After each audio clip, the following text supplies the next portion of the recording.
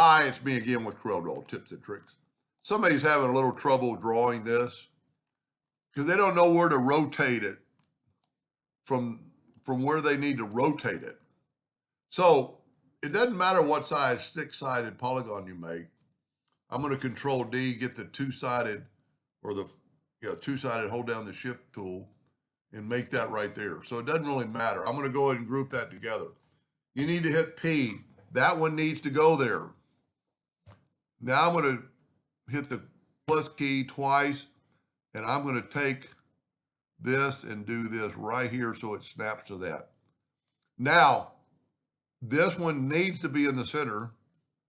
So what we need to do is figure out, I'm going to go ahead and group these two. And these 2 points need to go right there. So this is going to rotate from the center of the page. I put in indexing lines in the center of the page. Then all you just need to do is take two 2-point lines and go from there to there. And I'm going to make it black so you can see it. And then I need to put one straight up on this short side. But I prefer going like this and then getting your pick tool. And this way you can't angle it. Now we need to take, I'm going to get rid of the indexing lines for a second. I'm going to take my virtual segment delete key and I need to delete these two and have it go down there. So this is the shape we want.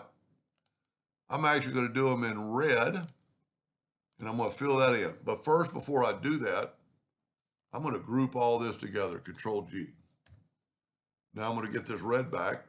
I'm going to Control D and rotate. There's 2 ways you can do it. I'm just going to go ahead and change the color later. 60 degree. Okay. I didn't hit from the center of the page. Control D, alternate C, and it's going to rotate from right there. 60 degrees. Control D, Control D, Control D, Control D. Now the reason I made them red, now I can grab that and get rid of it. Now all I have to do is take every other one and I can take my shift tool and select every other one and make it blue. So now it looks like it's an interlocking item. Pretty easy. You just need to figure, he couldn't figure out where to rotate it from.